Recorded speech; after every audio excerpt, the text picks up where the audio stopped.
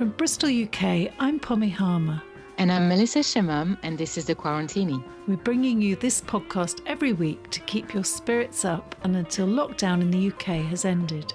As with every week, today we'll bring you a mix of ingenious responses to the virus, creative ideas for the future, and maybe a dash of the unexpected.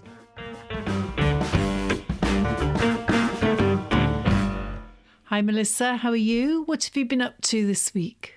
I'm very well, Pommy. I've been still working. It was our last week with our student at UE journalism section, and I still teach also at BIM music journalism. So it's good to see the students, and I also do a bit of writing on the side. How about you? How have you been? I've had a great week. I've been podcasting, making this one, making another one, and I have kept up with my yoga. Yeah, congratulations on that. I know that we've had a message from Facebook. Tell us all about that. Yes, absolutely. We had a lovely message this week from Sam Sayer. She's from Bristol as well, and she's running her own podcast. It's a great series. It's called Our Street is Locked Down, obviously. And it's very well produced series of contributions from everyone in the street that she mentions. So we hear from every houses, and she switched from a neighbor to another to see how they cope with what's happening. It's full of interesting emotional stories about how to cope with like what's happening at the moment. So big up to Sam, and maybe what do you think, Pommy? We could have her as a guest someday in our podcast. I tell you what, why don't we put our two podcasts together? And then we could be locked down in the street with a Quarantini. Yes, we're like the evening version. All right, so let's just have a quick recap of what it's all about and what happened last week. Absolutely. So I talked last week to Ben Richardson from Caring in Bristol. They're working with the homeless, and they're trying to bring them a place to stay, of course, but also to help them getting food every day and to help them find an activity. So check them out. Caring in Bristol, they're everywhere. They have a great website. They run this program called Cheers Drive, which is a series of chef and people cooking food and driving it to the people in need. That's a wonderful initiative. Well done. Yes, and we had a great track from Michael Stipe, who's the lead singer of REM. He recorded and sang a beautiful song that he completely produced himself, and he put it on YouTube, and we played that. And we also had lovely music from a piano player called Jimmy Galvin, who's local to Bristol. Yes, from his new album called Spiritual Data. Go on his Facebook page or YouTube channel to listen to some of the tracks. It's absolutely wonderful. It's a unique sort of music, right? Just piano, there's no voice, and it takes you to another place. Yes, it was beautiful, haunting music. So what do we got on the show today? I've got a series of good initiatives from Bristol and also uplifting news from around the world. Yes, and I've got an interview that I did with two managers of a local care home in Bristol. They have moved in with their residents, many of whom have dementia, and we hear all about that. Well, that's wonderful. That's going to be our interview, isn't it? Yes, that's our interview. That's the spirit part of our cocktail. Wonderful. I'll also talk later about musicians here in Bristol creating some funds to support each other and to support music venues. And speaking about music, I just wanted to introduce a little reminder, a big thank you to my friend Seb Gutierrez and to the Old Bones Collective for bringing us and sharing with us, or what is now a theme song, Hot Flu, that you hear at the beginning and the end of this podcast. Yes, isn't it? It's such an amazing name, Hot Flu. It was meant to be. So this week, surprise, surprise, I have two little songs for you. The first one is from Kinshasa in the Democratic Republic of the Congo, the heart of Africa. It's called COVID-19, the response or the war. It's by Patrick Sese Buluku, and it's a beautiful haunting tune in French to teach people how to properly wash their hands, get access to water, and how to stay safe in a country that is not really used to this sort of disease that is, spreading from people to people. So listen to this very uplifting tune. Is he well known? Patrick is absolutely not well known. He's a lovely, very young man from Kinshasa who's working super hard on his music. He knows a lot of very well-known superstars over there who got me in touch with him. And I'm really supportive of him. He always sends me his music. It's beautiful, and I'm sure he's going to get there one day. But as you can imagine, there's not so many production company in the Congo itself. So they need to get someone in France or in the UK or in Belgium to support them. And it hasn't happened yet for Patrick, but I'm sure he'll get there. So I'm really, really happy to share that beautiful music with you all.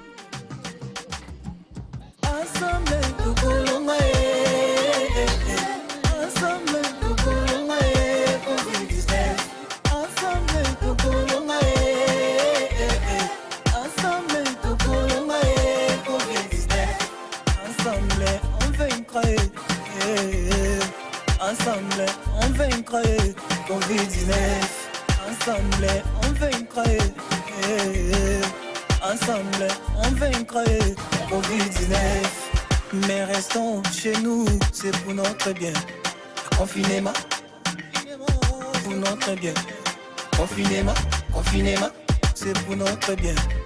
Confinement, confinement, confinement. Parce que ce soir on ne saurait pas. Ce soir on ne dansait pas ensemble. Ce soir on ne serait pas les mêmes. First, I wanted to mention music as well. So there's now a music venues fund in order to support local venues here in Bristol. So as you know, a lot of tiny venues were already struggling before that crisis started. But now it's putting a lot of pressure. So if you want to help the Music Venue Trust or the Music Venue Fund, they are doing a lot of different campaigns. Save Our Venues campaign online. You can check on many websites like The Enemy or many other music journalists have written about this. Save Our Venues campaign. And there's a way to find where to listen to the music properly, like how to find the bank camps to support the artists, where you can buy their music so that all the money wouldn't go to only Amazon or only Spotify and the big providers. And there's a lot of mini initiatives like gigs online and stuff like that. Go and check their website. N'attendons pas qu'il soit trop tard. C'est tous ensemble qu'on vaincra. Ensemble, ensemble, Covid-19.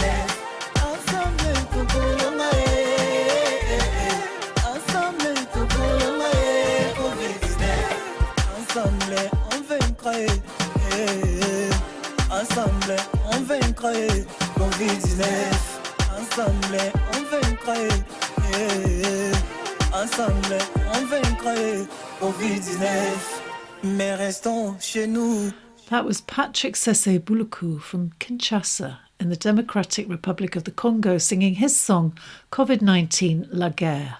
Next, we're going to have a roundup of the most amazing creative responses we've managed to find by digging deep down into the internet, here in Bristol and from all over the world. But before we get into that, let's just remind everyone how to get in touch, because we really want to hear from you, what you've come across and what you've done yourselves. Yes, Pommy. So everyone, you can go on our Facebook page, but you can also email us at thequarantinipodcast@gmail.com. And we're also on Twitter, Instagram. And as I said, we have a Facebook page, The Quarantini Podcast. Well, I've heard all about a film club that's done something quite amazing. They're a pop-up film club in Knowle in Bristol. And obviously they can't use their venue anymore. So what they've done is they've got a projector outside in the garden and projected a film onto the back wall of their house. And so all the neighbours next door and up the street and opposite can watch the film. And obviously it's not open to the public. But I think, you know, if you had a projector of any sort, you could think about doing that. Yeah, that's really lovely. And then again, we remind people that this is for the locals, right? Don't go to Knowle and try to enjoy the films, but bring the idea to your side. Just like you remember in the first episode, I told you that one of my neighbors is a DJ, and so he's bringing music for a street on Saturday evening. So everyone stay on their doorstep or even in their own garden, but we can all enjoy a great mix of like reggae music and world music thanks to him. But don't go and celebrate on our street. Just do it your side. So I have a good initiative that I think is really nice. You tell me what you think. So you know that the whole country is struggling and thinking about how to get more PPE, meaning protection for the staff at the hospital, the care homes, basically masks and gloves, but especially masks. So some of them have been trying to support because, they've realized that if you wear a mask all day, it becomes really, really unbearable. Like it's really hurt your ears because there's this sort of strap behind your ear. So the leader of Massive Attack has got a big thing for 3D printing, and he started producing some plastic clasp that goes and hold the mask for you behind your head instead of hurting your ears. So they're producing something like about 1,000 a week. And the good thing is that you can use it again. You just wash it and then use it if you change mask. But it's really bringing some release because you don't have to have like the mask just behind your ears and always how to move it around. So that's a little plastic clasp and it's really helpful. There are a few photos on their Instagram account showing how nurses have been using them, and it's really great. So if you want to know more about how to get one, just email us, the Quarantini podcast@gmail.com, and I'll put you in touch. So this next one is for those of you who've got children you're entertaining at home. It's called The Book of Hopes, and it's completely free online collection of short stories, essays, pictures, poems from more than 100 different children's writers and illustrators. So that includes the likes of Michael Morpurgo and Jacqueline Wilson, who wrote, I think, the Tracy Beaker series. It's published by Bloomsbury, it's online, it's dedicated to all the doctors, nurses, carers, porters, cleaners and everyone currently working in hospitals. You go to theliteracytrust.org.uk and it's all there. Wonderful. I'm sure parents will be delighted. I mean, it must be such a great delight to entertain your children.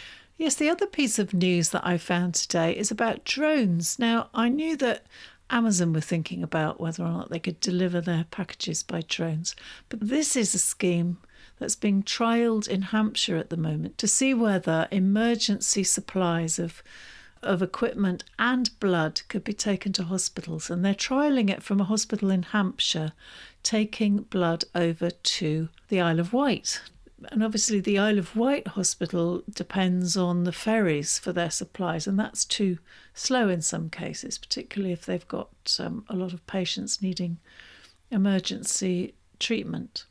So they're trialling this delivery of blood by drone. Isn't that amazing? Yeah, we're already in the future. It's amazing. So next, we've got another piece of music for you, and this time it's from France. Yeah, I wanted to play this song from Vanessa Paradis. She's a French singer and actress and model and muse. You might have heard of her. She was very famous in Europe in the 90s, and she's a very international actress. She wrote that song especially for healthcare workers in France, and basically it's a thank you song where she sent a lot of tenderness and all her best thoughts to the people who are actually healing us at the moment. It's a very lovely, full of warm, heartwarming energy sort of tune.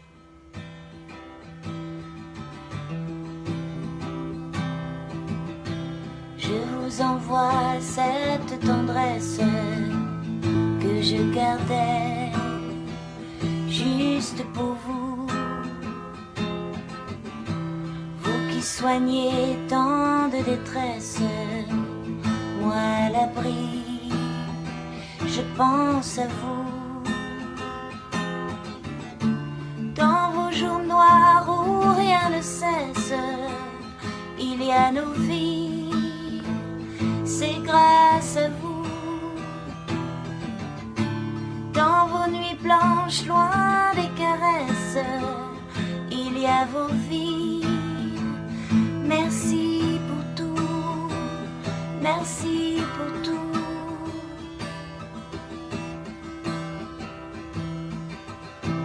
À nous montrer tant de noblesse, on applaudit. Juste pour vous, et qu'au beau jour votre sagesse nous serve pour prendre soin de vous. C'est dans vos cœurs où rien ne baisse qu'il y a nos vies. C'est grâce à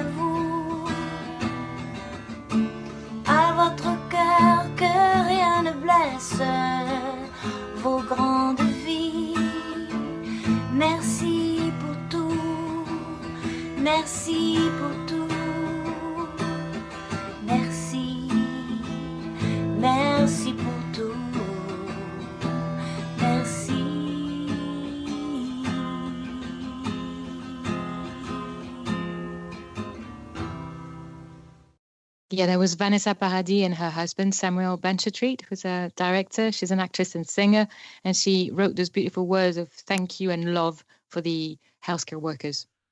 Oh, thanks for that, Melissa. That was really lovely. Now it's time for our interview. And this week I got to talk to the two fantastic managers, Julie and Nick, of Rosedale Care Home in Bristol. Their home is on the Welsh Road, and they look after a lot of residents, many of whom are living with dementia. And both these managers have decided to lock down with them for the duration. And I should say that the audio quality is not the best. We were doing it over a Skype line, and I think all my neighbours were streaming videos at that point. Yes, I think it's great you be able to talk to people who are not behind a studio, who doesn't have the greatest recording systems at their homes. So we're going to have to go through this. Julie, you're the manager. Tell us about the home. Okay, so it's a residential home for the elderly. A lot of them have dementia. How has life changed for you since the lockdown? Are you going to work every day? Have you got a full complement of staff? We have. We're not doing too bad. We've got a few off, but the staff have been brilliant. I live on site, and Nick has obviously joined us and moved in. Yes, I've been there. So we've been here from day one. From a couple of months, I've been living in Rosedale, so I've got there my little bedroom. So I stay there 24/7. So basically, I'm here. So Nick, does that mean you've left family somewhere else? Well, I ain't got no family here. Obviously, I've got a flat where I live, and I felt that it was the right thing to do. It was right in my heart. Was telling me that I need to be here 24/7 and work, helping the residents, making sure everybody's safe, making sure we fight the virus together. Because, like I said, united, we are strong, and the staff is feeling more safe, knowing the fact that they've got both managers running it. They're both here on site all the time, and they know they can come and approach us anytime. And we kind of try to give them some sort of an inspiration of their everyday work, basically. We've been supplying our staff with essential foods. We have been, Oliver, which is Anne's, the owner's son, is picking our staff up because we don't want them to use the public transport. Yeah. So he's in there all hours, it's all different shifts. He's picking them up, he's dropping them off, he's coming back, he's taking them home. And the fact that we have Anne, who's the owner of the home, who's been so supportive of us as a team, it's just been amazing. Like she have never says no to anything, and this is an opportunity to say thank you to her. So we just kind of try to work as a team until this is all over. It's made us see that we can actually be a team. We can all actually share our life stories, and Pommy, we do the David Shear of the Butterfly, and this situation has been quite a good thing because people have been more positive about themselves. We've been all linked together more. Can you just explain for our listeners what the butterfly is? Yeah, it's approach to dementia where feelings matter most.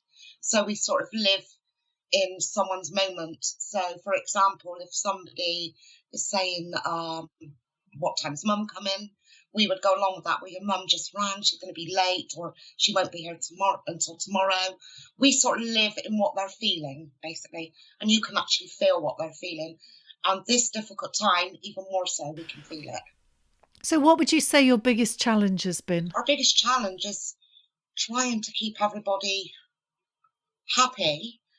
And the people with dementia, it's a sadness there because, they can't tell us. Their feelings are showing they are missing somebody. They might not be able to tell us who that is.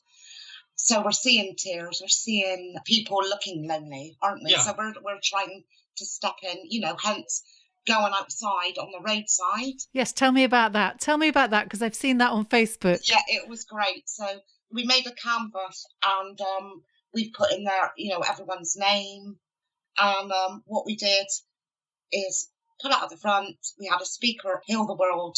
Singing. Yeah, Michael Jackson. And we all stood there singing to the song and people were going by. It was amazing. They were sounding their horns. It was like they're waving at us. You can see that's positivity, that we actually brought a smile on somebody's face. Because wherever you go, people are just with sad faces. Their faces are dropped. They're looking at the floor. They don't look left or right.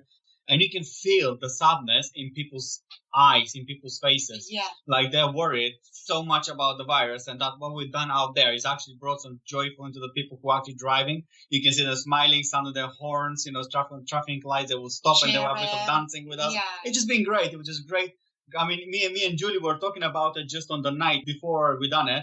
I was in Rosedale staying there, and Julie was like, I'm going to go and do the banner. And the following day, we were out there. And it was really, really good. And I should say for our listeners who don't know Bristol very well or don't know you at all, this was on the main road out of Bristol on the A37, wasn't it? So that's where Rosedale is. So it's on the Wells Road.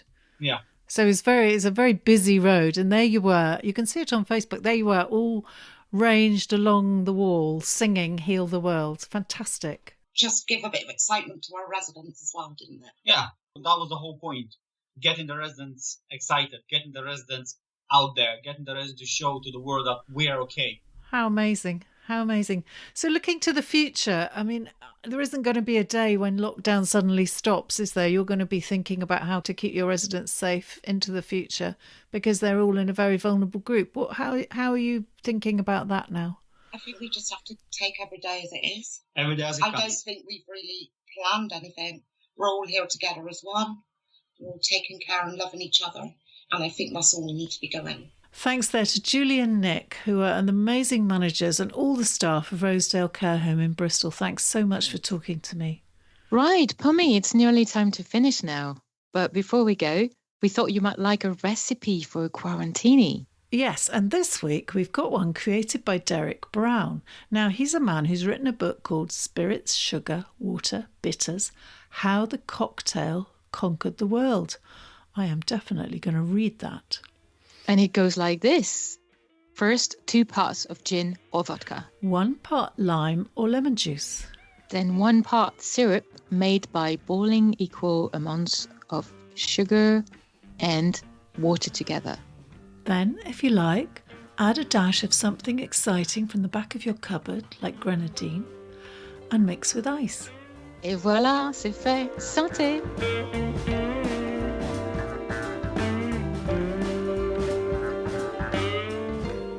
That's it for the Quarantini this week. We'll be back next week with a new cocktail of ideas and positive news for you all.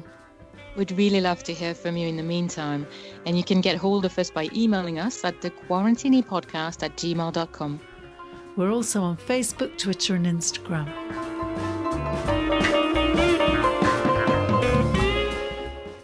This podcast was hosted by me, Melissa Chemam. And was hosted and produced by me, Pommy Harmar. Thanks for listening. And stay safe.